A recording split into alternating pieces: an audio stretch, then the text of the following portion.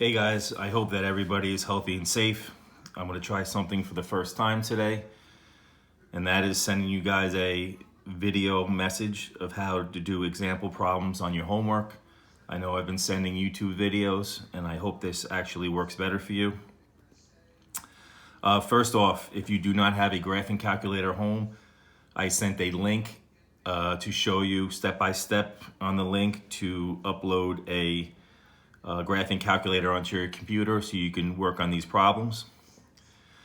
Today we're going to be working on graphing exponential functions. This is an extension of the last work we did with exponential decay and growth. Actually, kind of ironic, the models that are used right now to predict a coronavirus, they actually use exponential functions to do this. This is a, I know a scary time, and I don't want to overburden you guys with work, but we still have work to do.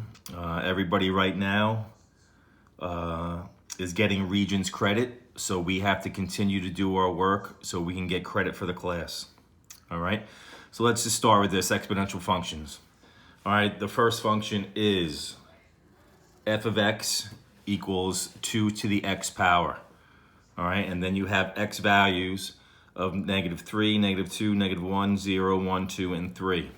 All right, we don't know what our y values are, but if we plug these values into this 2 to the x, we can find out what our y values are and then graph it on the graph paper. All right, so the easiest way to do this is go to your graphing calculator, go to the y equals button. We've all worked on this before. If you have something there, you can clear it out, okay? So what we want to plug in is just exactly what we have here. We want a 2 raised to the x power. So plug in 2, and then to put our exponent in, we're going to hit the caret button right here, and we can plug in that x, and everybody knows where that x is. So right now I have in my calculator y equals 2 to the x, and I can graph this. And what it's going to be is going to show you, this is what's called exponential growth, okay? This line right here will never touch 0 on the y-axis, and these x values will continue to go on forever and ever with no end, and we call that infinity, all right? So we're going to work on graphing this right now, and they're going to work on what our domain and range are. So I don't know if everybody remembers, but to get to the table, we're going to hit second graph, and it's going to bring us to our table. And what you want to do is manipulate this up and down your table until you have the values that you want that are shown in your chart, okay? So our first value is -3 and 0.125. So we're going to put 0.125. Our next value is -2.25, and we're going to talk about those values in a second. Our next value is -1, and that's 0.5. And then we have 0 and 1. We have 1 and 2, 2 and 4, and 3 and 8. All right, so now that we have our chart right here. All right, now we're going to take these numbers and place them onto our piece of graph paper. We know that the axis that goes vertical, which means up and down, is your y-axis. The axis that is horizontal, which goes left and right, is your x-axis. And I like to start with our positive numbers first, and we'll work our way down to those decimals. So the first thing we're going to do, we're going to go right 3. Remember, the x values, these are x and y. The x values tell you whether you're going, excuse me, right or left, depending whether it's positive or negative. The y values tell you whether you're going up or down, depending whether it's positive or negative.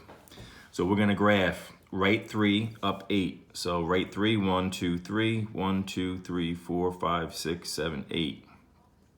And we're going to put our point there. This next point we're going to plot is 2, 4. So +2, +4, starting from the origin, right 2, up 1, 2, 3, 4. We have 1, 2, right 1, up 2. We have 0, 1. Then we get into our decimals. Okay. Negative 1.5. Well, everybody knows that 0.5 is half of 1. So we're going to go left 1 because it's negative 1 and up a half. Okay. And these other decimals, just realize that we're going to be cutting our values in half each time. Okay. So half of 0.5 is 0.25. You can put a little bit lower than the 0.5. And then half of 0.25 is 0.125 and a little bit lower there. Just as long as you don't put any of these points on the y value, which would be 0, which is the the x-axis. Okay, as long as that doesn't hit 0. And what we're gonna do is we're just gonna connect these with a nice little curved line, and it doesn't have to be perfect. And we're gonna put arrows on the end. So this is the graph of the function f of x equals 2 to the x. Now remember, a couple lessons ago, we talked about domain and range, okay? The domain deals with our x values. The range deals with our y values, okay? So if we wanted to know what the domain of this graph is, realize that our x values, if this line never hits 0, and all it's gonna do is cut these numbers in half each time. So if you keep on cutting a number in half, it's never going to actually reach 0. So our x range going this way, remember this way in the x-axis is negative, this way is positive. So if this arrow is going in this way and it never ends, we're gonna call this negative infinity. And that's the infinity sign, side of a sideways 8. Mine's a little straight up. I'm sorry about that. I'll do a better one next time. All right. And if we're continuing to go this way and it's always going to the right, which is positive, and it's going on forever, that is going to be positive infinity. So that is the domain of this graph. The range is our y values. All right. So if we're going to go, our y values are going down, but never hitting the actual x-axis, which is 0. So we know that it's going to be greater than 0, and our y values keep going up forever. It is going to be positive infinity. Okay, so it's never going to hit 0, but it's going to go up in positive infinity. So that is the domain and range of this graph. Going on to example number 2. We have f of x equals 3 times 2 to the x power.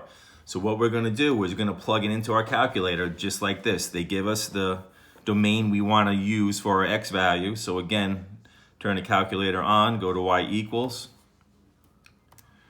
clear out our last example, and we're going to put it in the calculator just the way it is. We're going to put in 3 parentheses, 2, close the parentheses, and to put our exponent of x in, we're going to use our caret button and plug in our x. So that is our equation, just like it is written on your paper. And we're going to hit graph. And you're going to see this exponential function graphed. All right. To get to our chart, we're going to hit second graph. And there we go. So now we start off, remember, I'll just start off with 3. Just give me 1 second. I'll fill this in. We have 24, 2, 12, 6, 3, 1.5, 0.75, and 0.375. Okay? So, and it's to show you that this will never hit 0. If I keep on going up, and my x values can go as far as you want to, our y values will never reach 0. I could hold my button on this calculator all day and our y values will never hit 0. All right, they're just cutting each other in half repeatedly. Go back to the chart. So again, we're going to graph this Always start your positive numbers first. So 324. I obviously cannot put 24 on this, okay? I'll start with 212. So 1, 2, 1, 2, 3, 4, 5, 6, 7, 8, 9, 10, 11, 12.